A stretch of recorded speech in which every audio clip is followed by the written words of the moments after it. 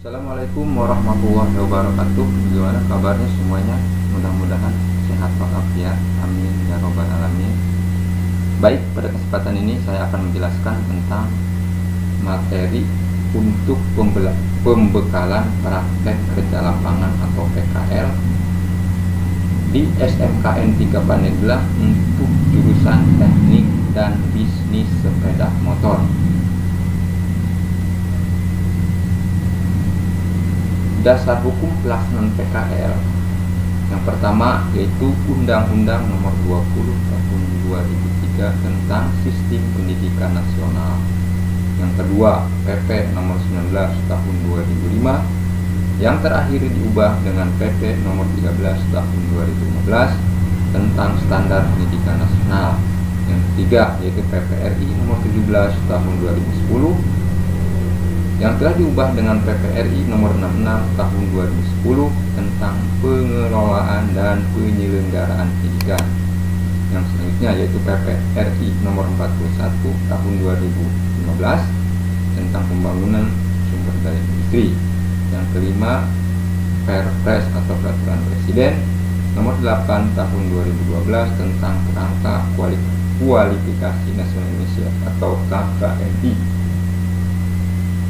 Yang selanjutnya yaitu Inpres Nomor 9 Tahun 2016 tentang revitalisasi sekolah menengah kejuruan dalam rangka peningkatan kualitas dan daya saing sumber daya manusia Indonesia. Ya, itu dasar hukum. Nah, sekarang apa itu tujuan PKL atau praktek kerja lapangan? Yang pertama, tujuan PKL itu satu, memberikan pengalaman kerja langsung atau real, di mana ini untuk menanamkan atau internalis iklim kerja positif yang berorientasi pada peduli mutu proses dan hasil kerja. Yang kedua, menanamkan etos kerja yang tinggi bagi peserta didik untuk memasuki dunia kerja menghadapi tuntunan pasar kerja global. Yang ketiga yaitu memenuhi hal-hal yang belum dipenuhi sekolah agar mencapai keutuhan standar kompetensi jurusan. Yang selanjutnya mengaktualisasikan penyelenggaraan model pendidikan sistem ganda atau PSG antar SMK dan institusi pasangan atau DUDI dunia usaha dan industri, memadukan secara sistematis dan sistemik program pendidikan di SMK dan program latihan di dunia kerja DUDI, dunia usaha atau dunia industri. Selanjutnya manfaat PKL. Jadi manfaat PKL bagi peserta didik yang pertama yaitu mengaplikasikan dan meningkatkan ilmu yang telah diperoleh sekolah. Yang kedua, menambah wawasan dunia kerja. Iklim kerja positif yang berorientasi pada peduli mutu proses dan hasil kerja. Yang ketiga, menambah dan meningkatkan kompetensi serta dapat menanamkan etos kerja yang tinggi. Yang keempat, memiliki kemampuan produktif sesuai dengan kompetensi keahlian yang dipelajari di tempat PKL. Yang selanjutnya yaitu mengembangkan kemampuannya sesuai dengan bimbingan atau arahan pembimbing industri. Nah, itu manfaat PKL ya. Yang selanjutnya yaitu syarat dan ketentuan PKL. Nah, ini syarat yang harus dipenuhi sebelum melaksanakan praktek kerja lapangan. Yang pertama yaitu telah mempunyai persiapan atau bekal pengetahuan dasar ya, dan kemungkinan pembiayaannya baik itu akomodasi, transportasi dan lainnya ya. Yang selanjutnya yaitu yang B, telah mengikuti pembekalan kerja lapangan. Ini termasuk menonton video ini ya, jadi termasuk mengikuti pembekalan. Yang selanjutnya yaitu siswa yang mengikuti PKL adalah siswa atau siswi kelas 3 atau kelas 12 semester ganjil ya.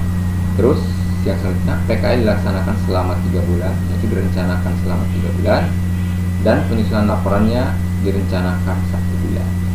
Nah, ini syarat-syarat yang harus dipenuhi dalam pelaksanaan praktek kerja lapangan. Baik, kita lanjutkan.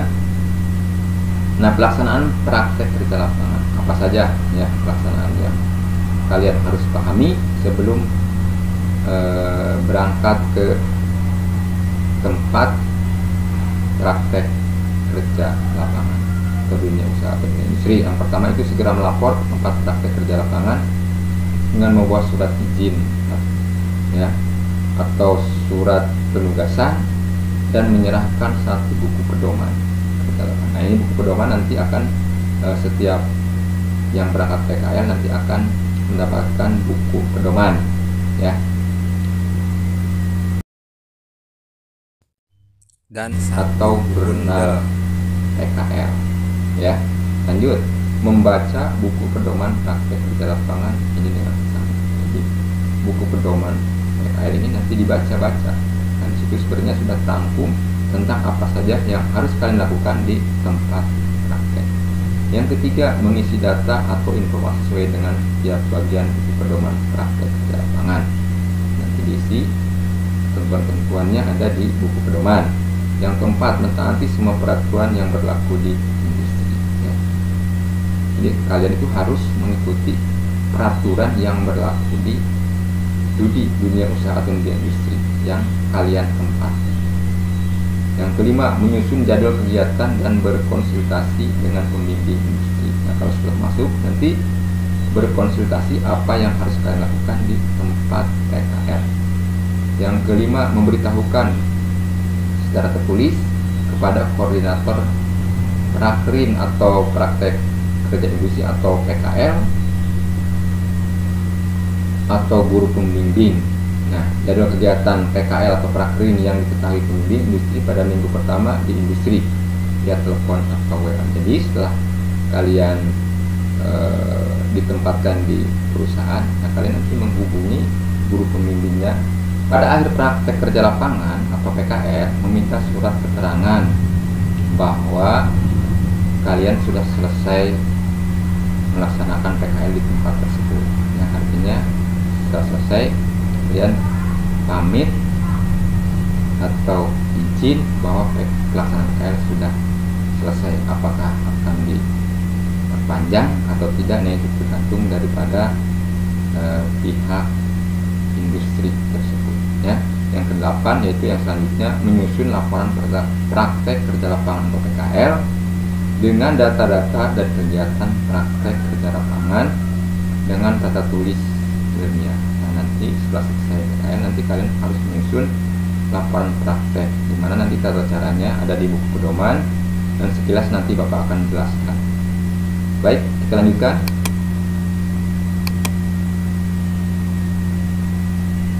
Ini jadwal kegiatan ya. Jadwal kegiatan untuk pelaksanaan praktek kerja lapangan. Nah, jadi minggu pertama itu orientasi, minggu kedua itu pengenalan manajemen atau industri perusahaan. Nah, minggu ketiga sampai dengan ke-14 itu pelaksanaan. Jadi pelaksanaan PKL itu akan dilaksanakan sekitar minggu ketiga bulan Agustus 2021 ya, selama kurang lebih 3 bulan. Nah, untuk pencatatan data-data kegiatan praktek kerja lapangan itu nanti kalian sambil praktek nanti dicatat data-data atau hal-hal penting apa saja yang berhubungan dengan industri tersebut untuk nanti dibutuhkan pada pembuatan laporannya ya. Nah, terus yang selanjutnya yaitu penyusunan konsep laporan, itu diperkirakan ya minggu ke-15 sampai ke-16 ya. Sama penyempurnaan laporan juga di minggu 15 sampai 16. Untuk seminar hasil kerja PKL itu dilaksanakan minggu ke-17 ya. Yang selesai membuat laporan PKL nanti diseminarkan yang selanjutnya yaitu nomor 8, ujian hasil praktek kerja lapangan. Ya, ini minggu ke 18 ya. Gerakan minggu ke 18 nanti pelaksanaan ujian hasil praktek kerja lapangan. Ini jadwal kegiatan selama pelaksanaan praktek kerja lapangan yang harus kalian pahami. Nah, ini jadwal kegiatan ini nanti juga di buku pedoman juga nanti akan dilampirkan. Ya, paham ya? Lanjut. Nah, ini format jurnal PKL. Nah, ini formatnya akan seperti ini. Ya, jurnal kegiatan praktek kerja lapangan SMKN Negeri 3 Pandeglang, tahun pelajaran 2001-2022. Nah, ini nama kalian ya. Nama dunia usaha dan industri ditulis. Nama dudinya misalkan PT Mitra Panglima Sejahtera Honda misalkan ya. Mitra Panglima Sejahtera Honda Labuan, alamat Labuan, pembimbingnya siapa ya, tulis. Waktu PKL, nah, ini pelaksanaan PKL itu misalkan tanggal 15 sampai tanggal berapa, tulis. Nah, ini materi. Untuk materi nanti kalian tulis apa yang kalian lakukan pada hari tersebut atau pelaksanaan PKL tersebut, nanti dicatat yang berhubungan dengan kompetensi dasar ini. Sistem pelumasan misalkan ya, sistem pelumasan nggak bisa sedikit gambarkan. Berarti misalkan mengganti oli mesin, ukurannya berapa, motornya apa ya, nilai karakter budaya kerja apa, harus tertib, bersih ya, tanggal pelaksanaan tanggal berapa, tanda tangan pembimbing. Ini pembimbing industri ya, atau pembimbing di perusahaan. Catat ini tanggal berapa, tanggal pelaksanaan, jadi catat ya. Jadi selama 3 bulan kalian mencatat nanti jurnal ini yang dikasih masing-masing jurusan. Oke, kita lanjut. Nah, format laporan PKL tadi, jurnal yang akan kalian catat ya, akan kalian nanti bawa ke tempat PKL. Nah, untuk format laporan PKL ini kan seperti ini ya, sistematika laporan PKL, halaman judul, halaman pengesahan, daftar isi, daftar gambar ya jika ada, daftar lampiran. Bab 1 pendahuluan, bab 2 proses dan hasil belajar di institusi atau institusi pasangan atau dunia usaha dunia industri, bab penutup. Jadi laporan ini harus kalian selesaikan setelah kalian melakukan PKL selama 3 bulan atau lebih ya di tempat kalian PKL tersebut. Nah, makanya data-data dari industri tersebut harus kalian catat ya. Ini format laporannya seperti ini. Nanti di buku pedoman juga format laporan PKL itu ada ya, kalian tinggal dibaca. Nah, skala penilaian ini angka 9 ya sampai 10 itu A, dengan huruf A itu kategorinya sangat baik. 8 sampai 8,99 B itu baik. 70 sampai 7,99 C atau kategorinya cukup. Ini nilai ini didapatkan dari pembimbing di industri ya, nilai-nilai ini. Nanti kan setelah selesai kan di format jurnal itu ada penilaiannya. Nah, itu yang mengisi nanti pembimbing kalian di industri ya. Jadi kalian harus benar-benar dalam PKL ini melaksanakan dengan penuh seksama ya, karena ini menyangkut akhirnya itu dengan nilai yang akan kalian peroleh selama pelaksanaan PKL tersebut.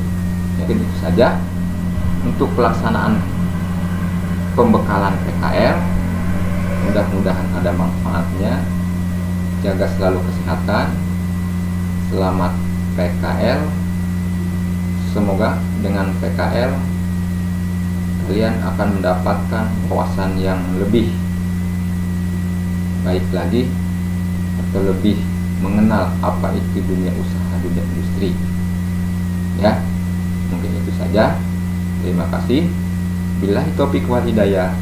Assalamualaikum warahmatullahi wabarakatuh.